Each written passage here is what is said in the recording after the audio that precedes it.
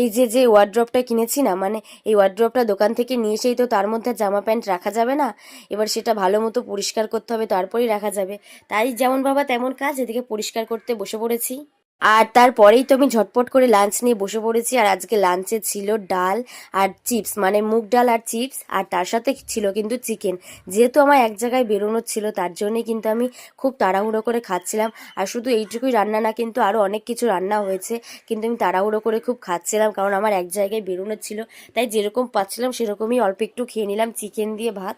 এই একরকম সময় এলো, এখন ভালো তো তখন ভালো না। এই কথা কেন বলছি, বেরিয়েছিলাম একটা জায়গায়, এত ঝড় বৃষ্টি হলো যে তাড়াহুড়ো করে আমার বাড়িতে চলে আসতে হলো। আর বাড়িতে এসেই তো দেখি বাড়িতে একদম হাঁটু অব্দি জল, না হাঁটু অব্দি না, অনেকটাই কম ছিল, মানে অনেক জল জমে গেছিল।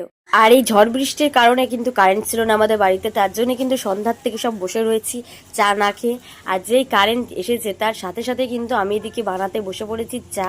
রোজ দিন কিন্তু মাই চা বানাই, আর আজকে মায়ের ভালো লাগছিল না, তার জন্য কিন্তু আমি চা বানালাম। আর আমাদের বাড়িতে কিন্তু দুধ চাটা একদম হয় না। আর চা খেয়ে কিন্তু আমি করেছিলাম ডিনার, মানে আমি খুব তাড়াতাড়ি ডিনার করে ফেলি, একদম রাত করি না। আর ডিনারে খেয়েছি আজকে ভাত, মানে ভাত আর এদিকে মাছের ঝাল। এটা কি মাছ বলো তো? জানি তোমরা অনেকেই হয়তো বুঝতে পারছো না, এটা হচ্ছে ভোলা মাছ। আর আমার মা এই ভোলা মাছের ঝাল বা মাছের পোস্ত আমার মা কিন্তু খুব সুন্দর বানায়, আর আমার খেতেও খুব ভালো লাগে। আর তারপরেই কিন্তু খেয়েছিলাম টক ডাল আর আলু ভাজা দিয়ে ভাত।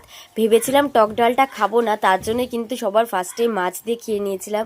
কিন্তু না, মাছ দিয়ে খাওয়ার পরেও আমার কিন্তু টক ডালটা একটু খেতে ইচ্ছে করলো, তার জন্যই আমি আবার টক ডাল আর আলু ভাজা দিয়ে অল্প একটু ভাত খেয়ে নিলাম।